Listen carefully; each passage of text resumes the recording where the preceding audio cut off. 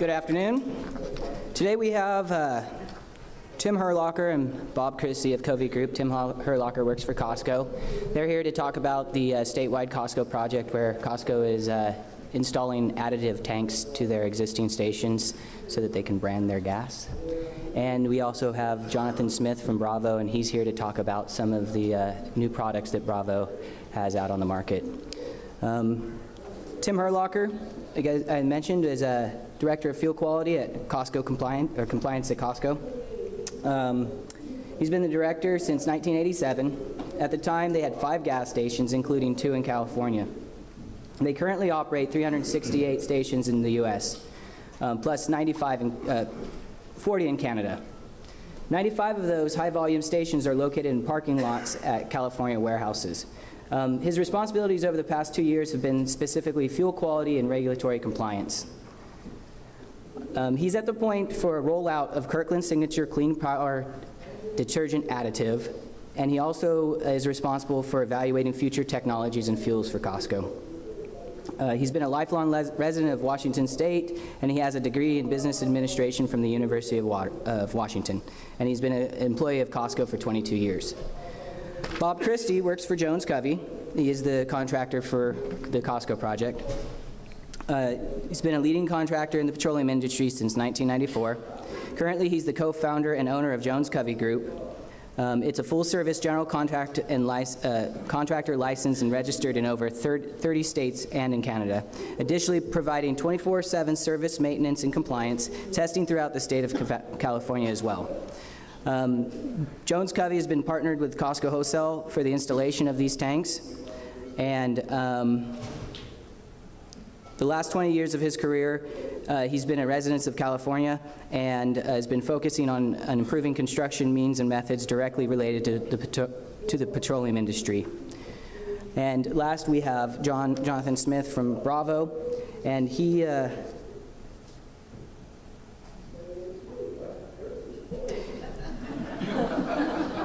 we learn things all the time. He started out as a drafter at Bravo in 2003. He quickly became responsible for field evaluations and warranty repairs on double-wall containment systems. He's now a principal for the company and director of IT and brand management. He manages the company contractor certification program, marketing, assists with product design, and is responsible for writing all technical documents. Jonathan holds an associate degree in computer drafting and design from ITT Technical Institute in Torrance and is currently pursuing an MBA. He loves reading, cycling, traveling, camping, and following new technologies. Without further ado, Mr. Herlocker and Mr. Christie.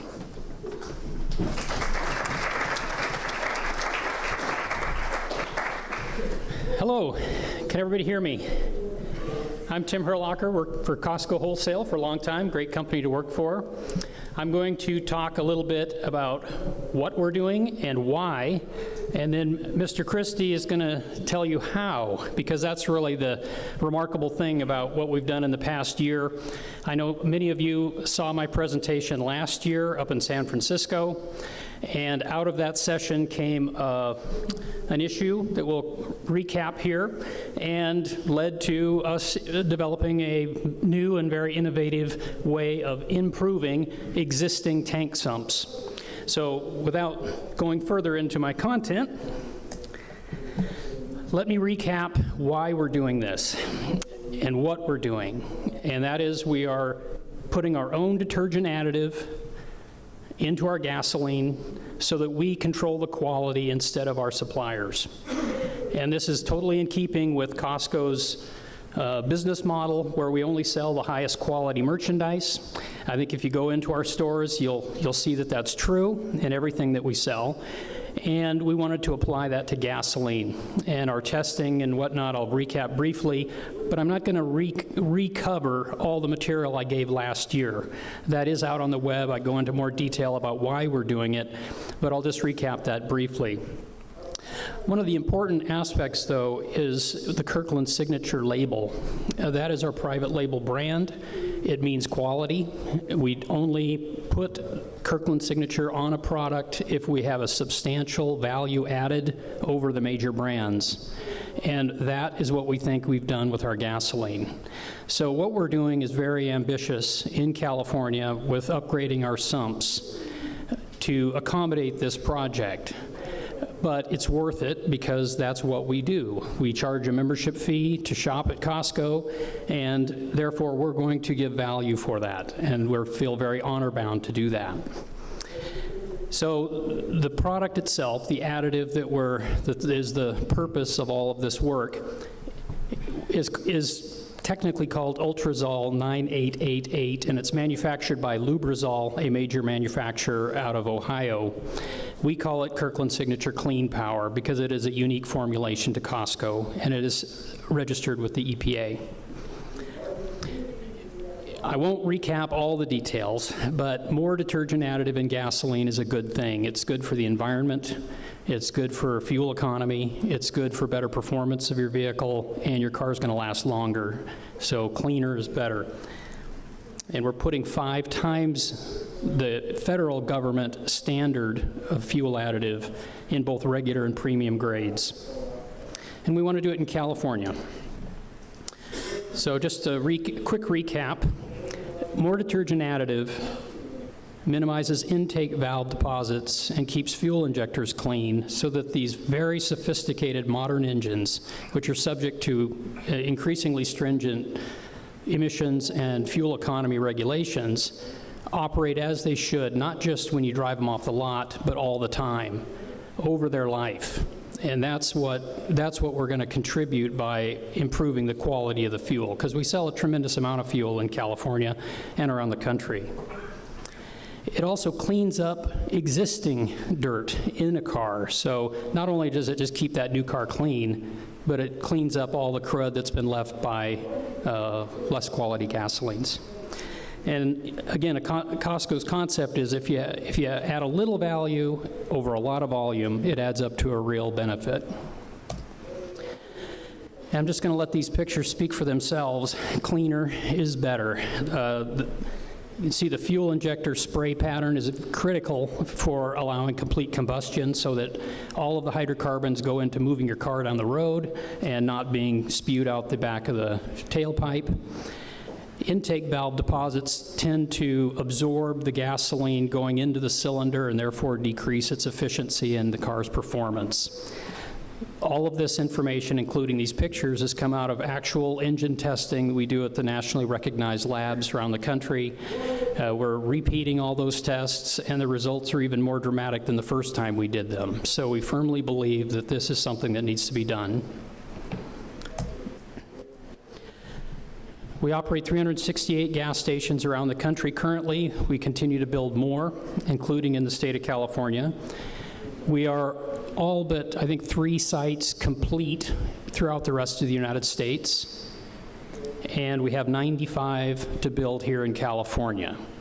So what we've really done is benefited us all in that as we go into the toughest state to build in, and not trying to be editorial about that, there's a lot of regulations that we have to meet, and we have stepped up to the plate to do that. But we also have a lot of practice. We've already done this all over the nation, and everyone else in the nation that buys Costco fuel is getting this benefit. So again, just briefly recapping what I did last year. So we have an automated system that's entirely underground. So when a fuel delivery comes, our attendant punches in the tank that's going to get the fuel, punches in the gallons going into that tank, hits go on an automated batch controller, and the precise amount of additive is automatically injected into the tank and mixed by the fuel delivery. It's just about 3.25 gallons per full tanker load, so it's a very small component, but it has a good effect on the engine. We've done some homework working with Laura at the State Water Resource Control Board and others, some of whom I'm sure are in the room. We've confirmed compatibility. Our leak detection has been tested with the additive and has been added to LG 113. Our compatibility statements comply with the new rule that went into effect June 1. And we're using as much off-the-shelf conventional equipment as we possibly could, which is virtually all of it, including this solenoid valve that's used at existing rack terminals to precisely control the flow of the additive into the tank. And here's a picture of an additive tank going in. It's 1,500 gallons, made by Containment Solutions. All of the work around the country is being managed by our general contractor, Jones Covey, and Mr. Christie here, which is why he's going to go into some of the details. So all these pictures show their work.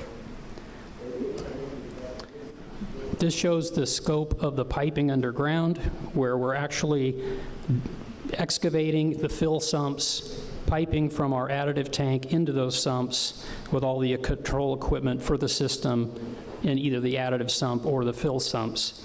You notice also the safety fencing. We pay a lot of attention to construction safety. Here's some trench plating to our power and data conduits. And again, we have 270 of these already operating, so the bugs are worked out. We've become very efficient.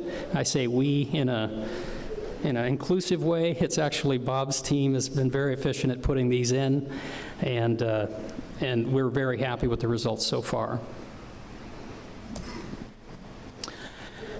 And we're building our first one in California as we speak. The site is San Luis Obispo, and we're putting in the 1,500-gallon underground tank. There are a few locations that are going to get a 1,200-gallon above-ground tank just because of site particulars. It'll go underground after that, and everything else about the system is identical. We have permit applications in for a good number of our California sites, so you might already be evaluating permits if that's your role. So there is some variability in those applications based on site particulars, and we'll finish up with a slide that kind of shows what those particulars are and why you may not have seen a permit application for a Costco gas station in your jurisdiction. So this one should open up in mid-February, and we have 4 other approved permits. I think that's up to 6 now. So we are underway in California. But we ran into a couple of hurdles, and hurdles are meant to be jumped. Don't get me wrong. That's what Costco does, is we find a better way. And so that's what we've done. There's 2 significant hurdles that came up. The first one is upgrading the fill sumps, the single wall fill sumps, built prior to the AB 2481 requirements. We have to upgrade those to VPH monitored sumps if we're going to penetrate them with a VPH monitored additive pipe. So our entire additive system is VPH monitored, and we have to upgrade the fill sumps. And that's a very dramatic thing for us because we sell tremendous amounts of fuel, and we cannot afford to not serve our members for an extended time while we dig up our tank slab and put new sumps in. So we had to come up with a way to do it without closing the stations, and that is a bit of a challenge. But that's, of course, what Bob's going to go over in some detail. The other hurdle was with the Air Resource Board. And this one, I'll admit, caught me by surprise, but I won't go on about that. It's one of my mistakes in planning, actually. We're going to use the OPW remote fill jack screw assembly pictured in Figure 2E of the OPW executive order. We're using that all over the country to pipe the additive into the delivery riser. We knew that there was an executive order that showed that, and we knew our application of the equipment was very similar. So here's the other slide that shows Figure 2A of the executive order, which is a conventional spill bucket on top of a drop tube assembly. And since we were using a hybrid, we thought, well, that's no problem, that's close enough. And that was my mistake, and I'll admit it freely. CARB said no, they want a field test, and that field test is pending at our Lodi station, should go into construction very soon. I think within the within the month. With this month, we'll start that, and then we'll start that carb test as well. It's already been approved as the test site. This particular application is necessary for the 39 or so sites where our tanks were not built with a fill tank manway, where the risers were glassed right into the top of the tank at the factory. So again, that's figure 2E, showing the remote fill application, and then figure 2A. So we never have the delivery leave the sump. The additive just comes in and uses that same assembly. And is this yours? This is the next one. You want me to talk with this one? Okay. This shows the remote fill jack screw assembly on the two-bung design, which means our tank manways were built just with the two riser, for vapor and delivery. The other one is a three-bung design that we use at all new gas stations. So any new gas station for Costco being built in California or elsewhere will have three bungs, and we'll just go straight in through the third bung with a stinger, and the additive goes in right there. And we don't need the remote fill jack screw assembly. Until we get CARB approval of that part, that's going to be a big variability in what our permit application says, or even whether we have one in front of you yet. So with that, I want to introduce Bob Christie, again, a principal of Jones Crovey Group, and they are the general contractors that have managed this for us all over the United States.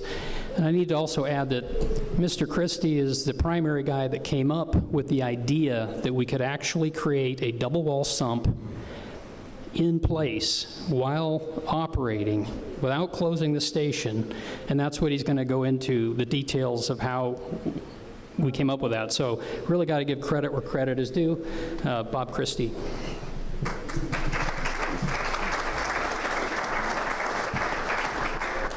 Good afternoon. So I'm going to walk everybody through the process by which we take 989 compliant sump into a VPH compliant or current standard sump for double containment or double wall containment. Get a little closer to the mic, sorry. In essence, we're going to take our existing sumps going from single wall to double wall sumps. And so I'm going to show you our solution here in plan form. Essentially, we go through the same process that the manufacturer currently goes through in the plant and essentially installing a double wall sump. We're just going to do it with the station open. We excavate out the backfill media and expose the reducer section and remove that. That allows us better access into the tank and allows us to install the new collar to a tank. So we start out by actually re-glassing the existing single wall sump to the tank to ensure that we do not have any current problems out there before we install a new collar. This section here, and I can't really reach a pointer, so I'm going to use a cursor. This shows a new collar going into the tank, and then we're actually going to install a new sump sleeve inside of the existing. So that was met with some challenges, certainly with the penetrations, current penetrations connected to the tank, without having to excavate down to the top of the tank. It left a lot of opportunities in front of us. We were able to accomplish that by utilizing a new fitting that Bravo Systems came out with, and it's a split fitting, rigid split fitting, as opposed to a flexible boot, split boot penetration. Costco has, the reliability standards are much easier achieved with a rigid fitting than a flex boot fitting. So this picture here is a good representation of what the site looks like in place, or will look like after we're completed with it. Little pictorial showing the process. the first picture here on the top shows an existing site with a flexible boot penetration, the removal of that penetration from the interior side of the sump, not from the exterior. As a matter of fact, the exterior side of the penetration will remain in place, presumed to be tight currently with the current testing that's done on all of the facilities, but in our new installation basically becomes moot. It's a third layer of protection, but not necessary. The Bravo split fitting, retrofit fitting, goes in two pieces. One on the primary portion of the, we'll call it the primary portion of the sump here. After that's installed and tested, we're able to install the inner wall, or the new sump liner. After the new sump liner goes in, we install the second half of the Bravo penetration. Once that's in and tested, we fill the interstice with liquid, with glycol. So to prove our theories, because this hasn't been done before, we decided to stage an actual installation, but we did it in a controlled environment at our warehouse.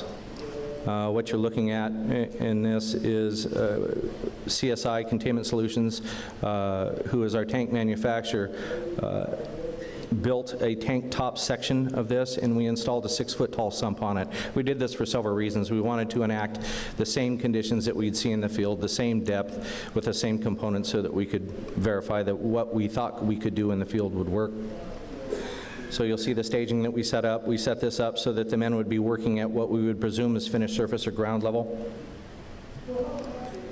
And we actually installed the sump with all the components inside of it.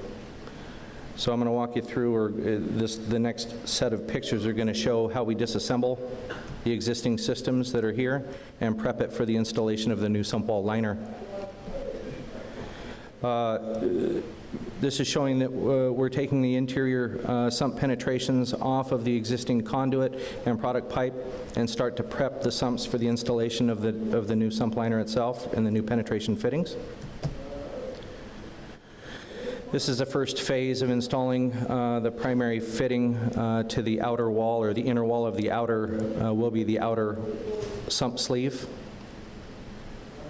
You can see a picture of, pictorial of Bravo's fitting here. I don't know if everybody's able to see that in clarity, but it goes on, it laminates to the interior wall of the exterior sump with epoxy, and then is clamped in place to cure. A little bit better pictures of that. The bottom two photos are taken from outside of the sump. You wouldn't see that normally. It would be filled in the backfill or covered with the backfill media, but I wanted to show you what it would look like. This is the outer half of a fitting there. Real important to note, all of the work that we're doing is with our manufacturers and our partners. Specifically for the tank installation and for this detail, the installation of the new sump is actually done by the manufacturer, so it holds our warranties in place. And again, I'll say the same process of installing or creating these sumps that CSI does in their plant is utilized in the field and by the same people. So this is a section or a picture showing the creation of a new sump collar. It's done in two pieces to allow us to work around the existing penetrations that are in the sump itself and to fit any and all field conditions. Again, as I said, we would go through and re-laminate the existing gas tank to the existing sump and then install and laminate a new collar to the tank, essentially creating that interstice or the inner wall connection point. So here's a picture of a sump itself. This sump is actually, will come out as a cylinder to a job site. We'll cut that cylinder from top to bottom so that we can reduce its diameter into the existing sump. And then also we will cut these little doghouse sections. See if I can get my... and these are where our existing conduit penetrations and product piping penetrations would pass through these. allows us to slide over the top. Shows a picture of this sump being installed into the existing sump. Again, same wall diameter and thickness of the existing sumps. Sump walls are the same diameter of the new sump that's being installed, same product. Some of the final fit and finish prior to actually glassing this in place. Again, showing the final fit and finish. You can see where this was a doghouse section that slid over the top of the existing piping. The primary fitting of the Bravo fitting installed, and then a reverse cutout of the sump so that we have a continuous sump, top to bottom. So this is what the sump looks like after it's been glassed. All the penetrations have been laminated and glassed. I want to point out, for questions that may come up, we also have continuity from top to bottom with the new sump, and we also have a continuity port at the bottom of the sump. It also helps us fill the sumps from the bottom to the top to prevent a large amount of air being trapped in that interstice. So after we get the cylindrical shape piece installed, we go into the top hat section, which is the reducing section to the manway covers. Also houses the reservoir that allows us to place a sensor in the top of it. Just a couple quick pictures showing that being bonded in place from the interior and the exterior. This is what a sump looks like once it's complete.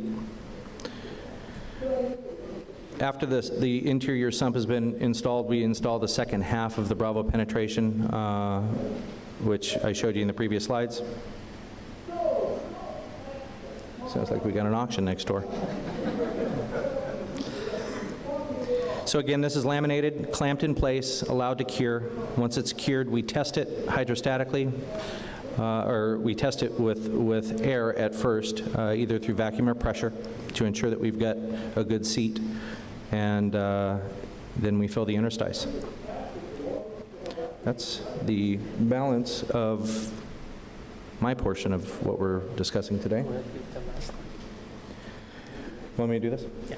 Okay, so many of you have seen our applications come across your offices, but not all of you. As Tim alluded to, the first portion of our hurdles, or the first hurdle that we have, is with the installation of the jack screw assembly, and we're currently going into test on those for approval.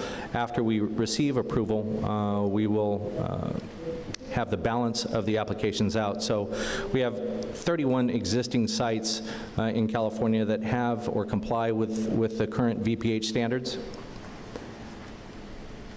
17 have a different configuration that we currently have, are 989 compliant with manways that will allow us to install currently. And then so on. 39 sites have single wall sumps with no tank manways, where the riser itself is bonded directly into the tank instead of through a manway plate. And we have 8 current sites that are currently compliant with all 3. So you guys will be seeing a variation of our permit application, but all compliant, or all in concert with everything that you've just been looking at. Tim, do you have anything to add, or? Just that I think they wanted questions after Jonathan finishes. Okay, so we're going to invite Jonathan up next from Bravo Systems. Again, my name is Jonathan Smith. I work for Bravo Systems. We're going to be talking about new containment technologies, both double wall and single wall today. I wanted to start off with an overview.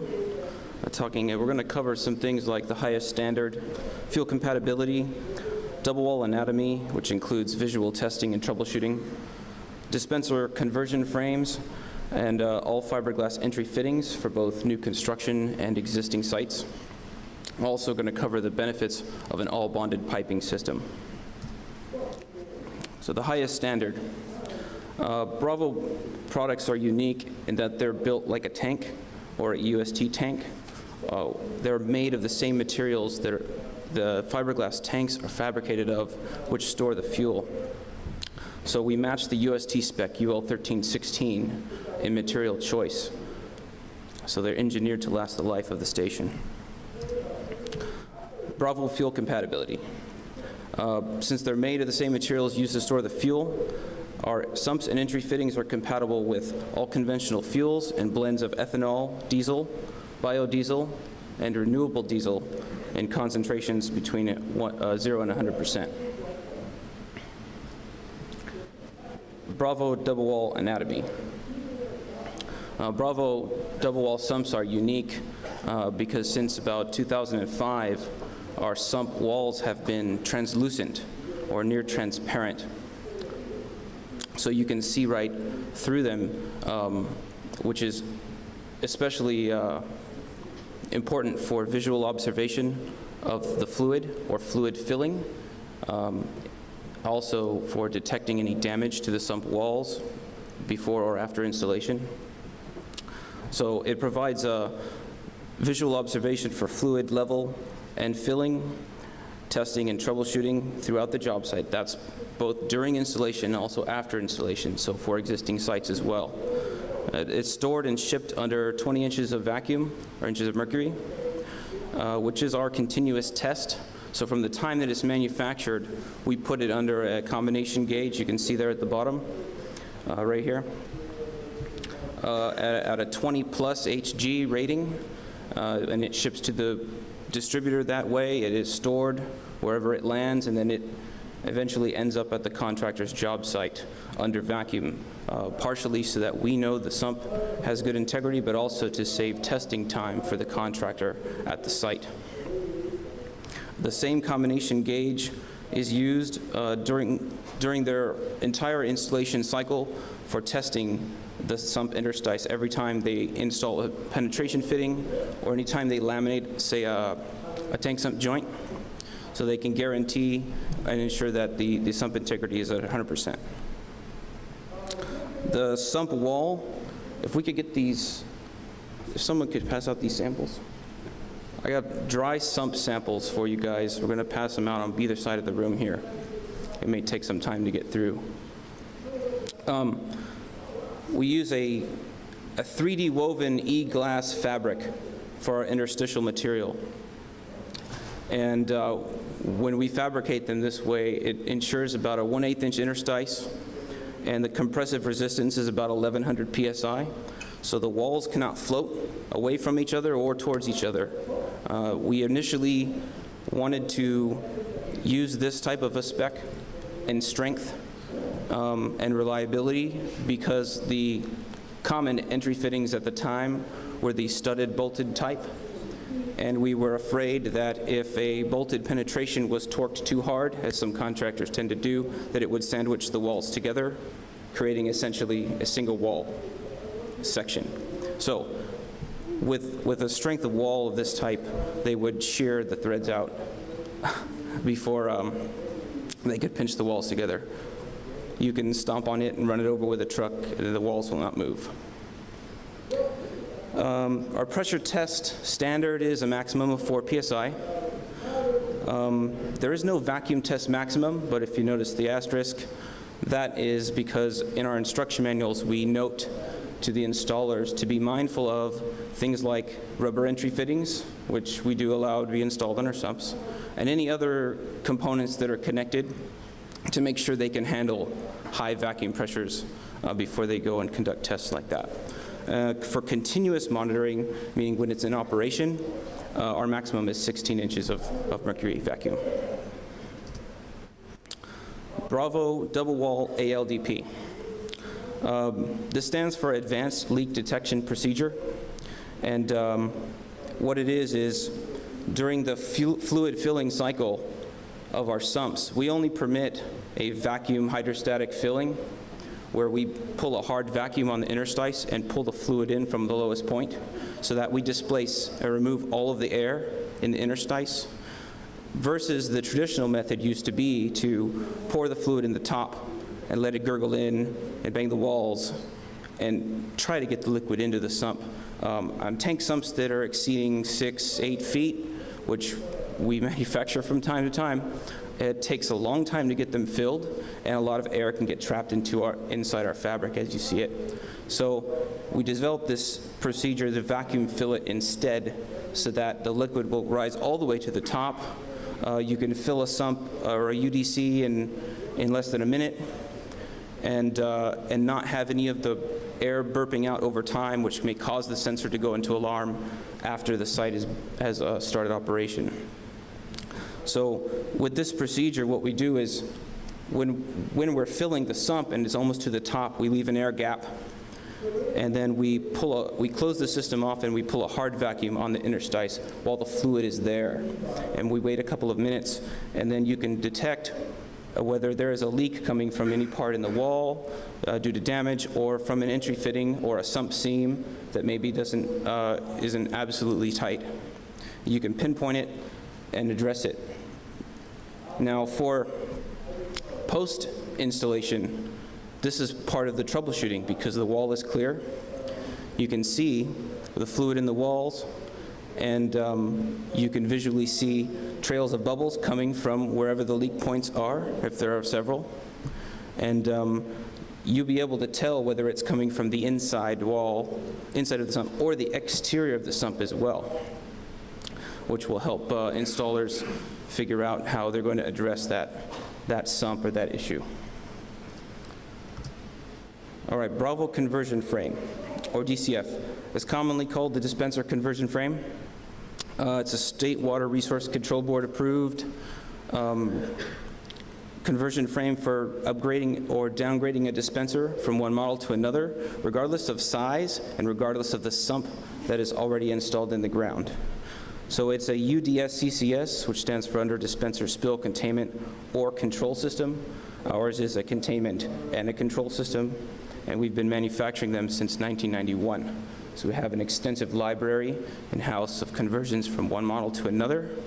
We plan and plot inlet locations, possible vapor, possible satellite, conduit locations, and even design in things like tool swing clearance inside the sumps. And then we let the contractors know what type of and quantity of elbows and sizes of offsets that they might need to complete the conversion. Why a conversion frame? Our design goal for it was to provide dispenser upgradability without the need to break concrete, breaking islands, or piping or conduit, to provide safety via structural support, and also containment. It changes the footprint to allow a larger dispenser to be installed on a smaller UDC, because larger retail dispensers are the norm now, but they weren't. So a lot of UDCs are smaller in length and or width, and vice versa as well. So we can install a smaller dispenser on top of a larger UDC print and still provide containment. It provides anchoring as strong as the concrete island itself, and it drains any liquids that may leak from within the hydraulic cabinet into the UDC below. Why DCF modifications are needed? You can see here I have two lines, yellow and red. The yellow line is the interior opening of the UDC, or a UDC, and the red is the footprint area of the dispenser, or our conversion frame. They are designed to match. And so the issue here is when a larger dispenser is installed over a smaller UDC, obviously we have a containment issue or potential problem. So that's why our conversion frames were developed. In this case, we have on both sides, the left and the right, conduit entries that have been concreted in right outside the UDC. An early form of electrical offset or conduitless installation, and that's both a good and a bad idea. It's a good idea because they avoided needing to install entry fittings down into the sump underground. And conduit entry fittings, especially the flexible type, have been known as an issue in sumps because so many of them were needed and they almost always leaked. Now, it's a bad idea because it's not contained and fuel will drip and find its own path and run along all kinds of piping and conduits even, and then eventually land on the concrete outside of the water splash lip, outside of the containment area. So, approved DCF modifications. We developed a modification procedure that we felt was factory approved, that we would do ourselves if we could. And we submitted it to the state for review, and they reviewed it and provided authorization with an approval letter to do it.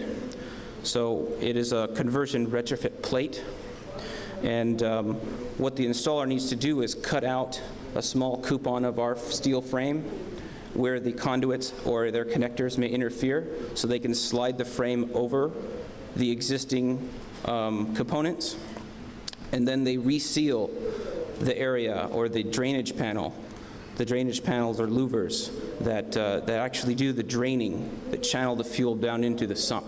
So we are replacing whatever was cut out with a fuel-compatible product. That's our fuel-rated fiberglass and epoxy. If you notice this little notice label down here at the bottom, visual identification label, we wanted to provide you with something that would let you know, and also maintenance crews know, that this is a state-authorized modification and not an installation done by an installer's own accord. So it basically says that it is state-authorized and provides a link to our website for the product where you can download the approval letter that provides for this modification. The weakest link. In our experience, a secondary containment system is only as good as its weakest component. And for years, the primary issue has been entry fittings, flexible entry fittings in California, deteriorating and or falling apart altogether. So we solved this issue by creating the F-Series entry fittings, which are all fiberglass entries. They don't contain any nuts or bolts or clamps. We don't use caulks or sealants to install them. They're bonded to fiberglass sump walls with fiberglass epoxy. And our size-over-size models on the left feature dual secondary test ports at 9 and 6 o'clock. So the contractor has a choice, depending on the regulations in their territory, where they want the actual test port to be. The primary pipe is passed through. It goes through the fitting.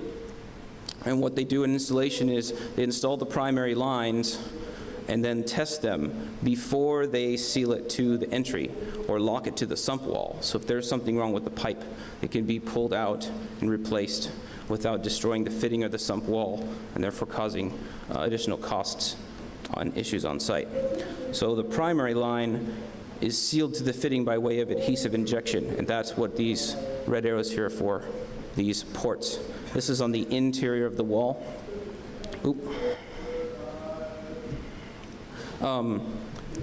The secondary pipe is just a simple taper joint in the back of these entries. And on the conduit fittings, it is also a pass-through only, but we seal it with injection on both sides of the wall. And then on the interior, we have holes drilled in the body that are in line with the sump interstice, so that the monitoring fluid can make contact with the exterior of the conduit line, ensuring VPH compliance. F-Series grounding rod fitting. We developed this new fitting because we saw some really bad examples, and maybe you have as well, of grounding rods such as this one down here. An all-threaded rod stuffed into a boot, clamped as tight as it could be.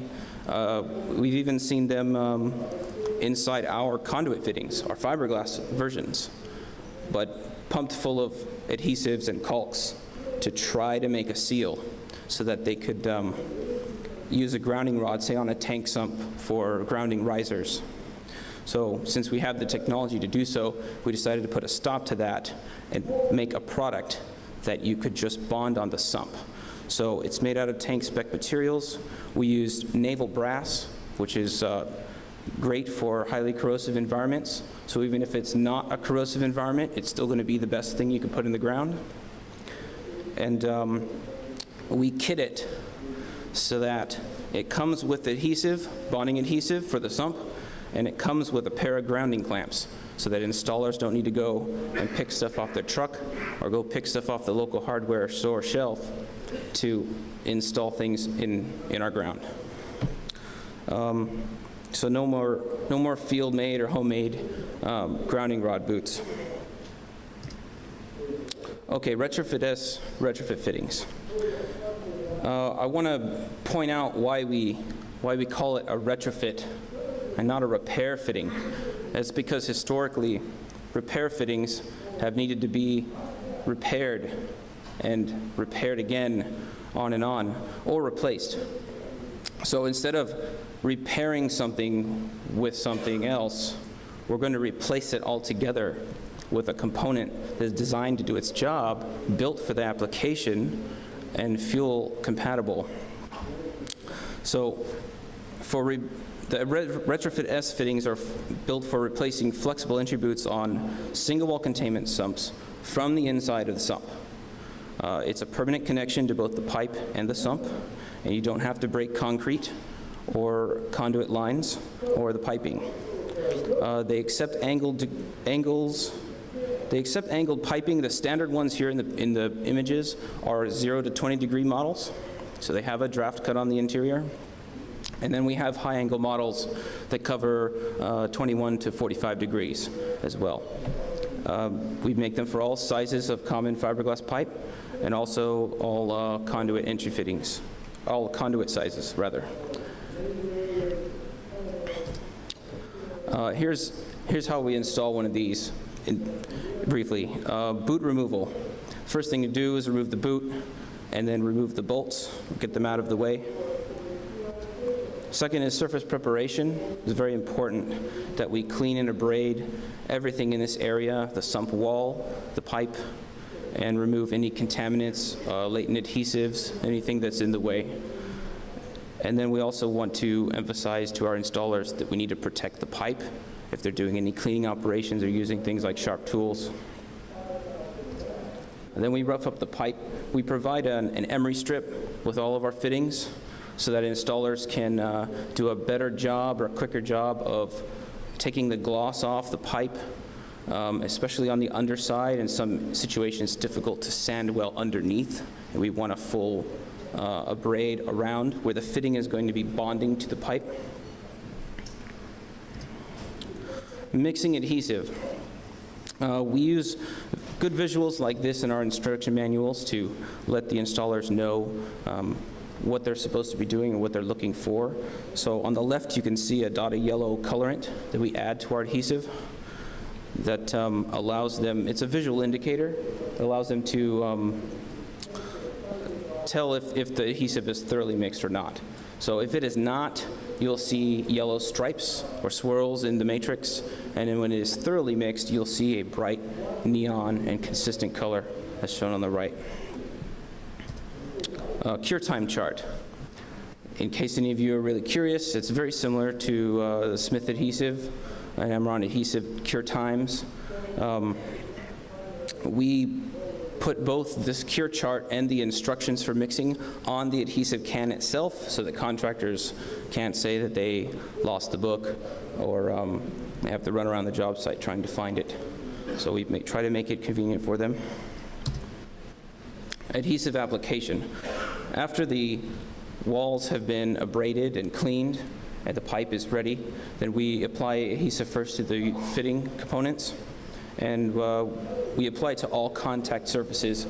You can see here that even the interior of this half of the entry fitting has been filled We want to make sure that we're using a generous amount of adhesive rather than too little. Bringing the halves together. The two split halves when the epoxy is applied, then we go ahead and we apply epoxy to the rest of the contact surfaces. That is, any part of the system where the entry fitting is going to be touching another part, be it a wall or pipe. Kind of like with contact cement, we want to wet out both surfaces, any of them that are going to contact each other with our adhesive.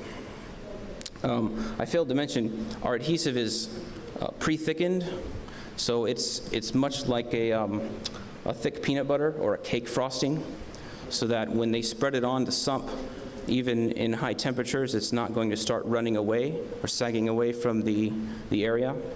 So when they stick the fitting on the wall, they can put, say, 1/2 of it on and still have both hands free to grab the other piece, and it will stay there without moving for them. So when they bring the two halves together, they press firmly against the pipe and the wall until it is seated.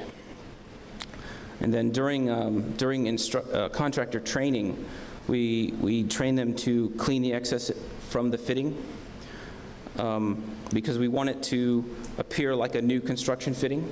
We want it to be clean and not encapsulated in adhesive. It is already a fiberglass and a fuel-rated fiberglass. We don't need to encapsulate it in anything else or hide our workmanship. Then we clamp the two halves together with a pipe clamp while it completes its cure. Retrofit as installed. So here's an image of what it would look like on the side. It is just shy of 20 degrees of angle. So you don't have to modify the fitting to do that. You're not stressing the part like you would be with a flexible boot at this angle. It is designed to accommodate piping at the angle that it is existing at. Where the boot may have torn open or disintegrated, we put a fiberglass entry in place to seal the sump wall. So you might be asking, why is there a boot there in the back? That's because we can't get to it, so we forget about it. Once the fitting is installed on the interior, we've sealed the sump wall to the conduit at that point, and whether the boot is there or not does not matter. Retrofit SDAB retrofit fitting. We just abbreviated the SDAB. It's for replacing entry boots on double wall containment sumps, but only on both sides of the sump. So it's essentially a double-sided version of the retrofit S we just covered. Slightly larger diameter to better accommodate the bolt patterns. We want to cover not just the hole that's there, we want to make sure that if it's offset or at a high angle, that we cover the hole, the existing hole saw cut, and also the bolt holes. Because on this fitting, you need access to both sides of the wall. They do need to break concrete and excavate to the exterior, and then the existing fitting will be removed in its entirety. So we'll have open holes that need to be bonded shut on both sides. Again, there's no breaking pipe or conduit, but you do have to break concrete for this model, and it accepts all high angles of piping and all sizes of fiberglass pipe and conduit. Here's a picture of it installed, the retrofit SDAB installed. You can see that it just bonds on both sides of the sump wall so that we can ensure the VPH compliance there with interstitial communication to the exterior of the conduit. DBLRS retrofit fitting. This is by far the most common one that we have in California. Being able to get rid of a flexible entry boot and replace it with something permanent from the interior of the sump without having to break concrete, disconnect the piping or the conduit, and even not having to remove the dispensers. Because on UDCs, we permit installing these to the exterior of the sump so that they do not, if it's too tight or too busy inside the UDC, they can leave it alone and keep it in operation. Very similar model that Bob Christie is going to be using on the Costco project. You can see the two halves of the two versions of the fitting. So it also accepts angled piping, but not to as high degrees as the other models. The installation is a little more in-depth for this one, and Bob covered most of the installation on this type of fitting in his presentation. DBLRS installed. You can see here again the boot on the exterior. We've forgotten about it. It doesn't matter if it's there or not. We have the first insert here installed to the exterior wall, bonding that shut to the pipe, and then the second fitting on the interior of the sump, again closing the wall and bonding to the pipe. So the interstice is just offset inwards just a bit, but we still maintain that interstice. So finally, we have a long-term repair. In training, our installers are authorized to make field modifications to our entry fittings. Because they're fiberglass, they can do so. There are best practices we teach them, and some of the results will be here, like this image on the left, where you have two high-angle conduits that are very close to each other, where maybe there was a boot there, or maybe there was not. They can modify one or more of our entry fittings to make them fit like puzzle pieces if they need to, and bond it shut, creating a permanent entry fitting for this application. On the right is just a standard size over size piping with one of our entry fittings there. And our entry fittings, our retrofit fittings can hold against 120 psi, or about 200 feet of water if they needed to. We've tested them past that. So installing these are not going to have any water intrusion issues. Options. If you were going to own a station, what would you put in the ground in California or in any other area? Would you trust holding back water with metal and rubber, or exposure to the fuel or its vapors or its additives, or would you go with fiberglass? So there are a lot of options out there, but not all of them are good or even compatible with fuel. So we have fiberglass entry fittings and also a fiberglass test reducer, if you can see it there, as a fiberglass counterpart to the typical rubber test boot. We also have a video on our website showing this transformation with a stress test. I don't have time to show it to you today, but feel free to visit our site when you have time and take a look at it. So to recap, the Bravo retrofit family is in three major components: single wall and double wall, with two options for double wall. We have the Retrofit S for single wall sumps at 989 sites, where you do not need to break concrete to install it. We have the SDA-B fitting, which is a double-sided version of it for double wall sumps at VPH sites, where you do have to break concrete to install. And we have the DBLRS fitting for double wall sumps at VPH sites, where you do not have to break concrete to install that fitting. An all bonded piping system. An all fiberglass piping system consists of all components are fiberglass and or bonded together with fiberglass epoxy. That may include the tanks, tank sumps, dispenser sumps, or transition sumps, the piping itself, and the entry fittings that seal them to the sumps. The benefits of going all bonded are no nuts and bolts, no metal, no rubber, no corrosion, no failures, no water intrusion, no maintenance or replacement, and no product releases, which is in line with our goal of zero environmental contamination.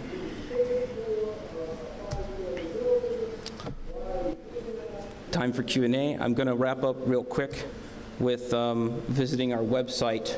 Our new website has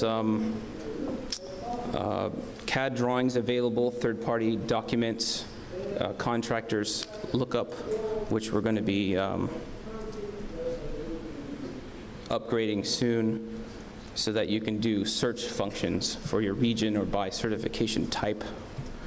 And if you can, please visit us at booth number 30, where we're going to cover, we have almost all of these products that we talked about today available, including the one that Bob Christie is going to be installing for the Costco site, if you want to take a look at it and get your hands on it. And you can get a copy of this presentation at sbravo.com/Coupa, since I was not able to get it on the Coupa website, if you want to jot that down. Q&A? Thank you.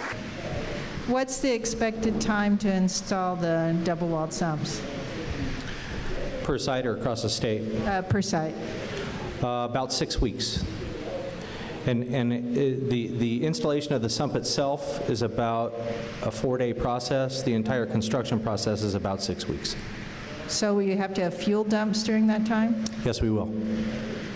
With then the open gravel pit, you'll be dropping fuel?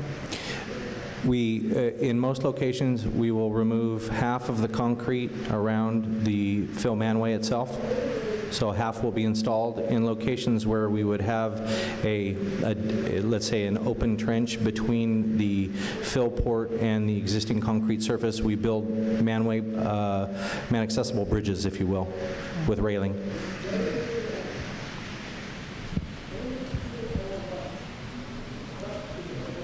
That process has been completed again a couple hundred times across the country. It's safety for Costco is paramount, and safety to our members as well as our members or as partners is a paramount issue that we've covered.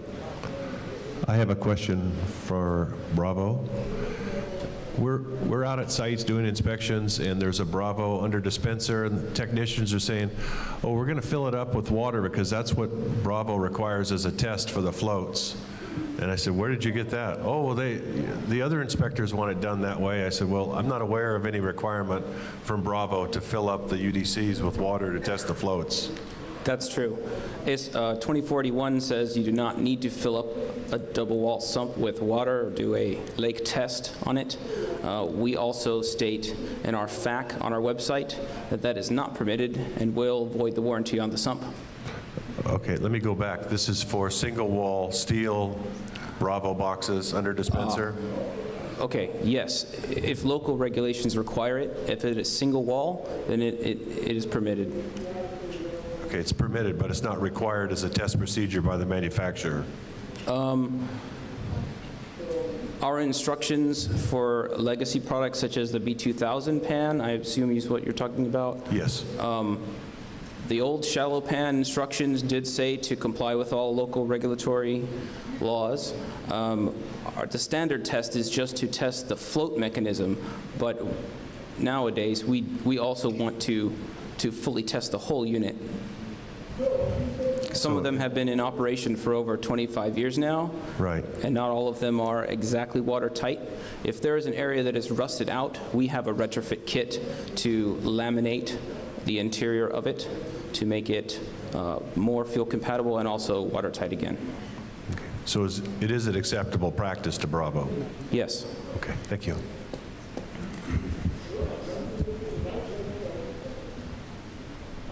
Any more questions? Anything at all? We did a great job, huh? Yeah, we did. Well, I'd like to thank everybody for coming out, and enjoy the rest of your day.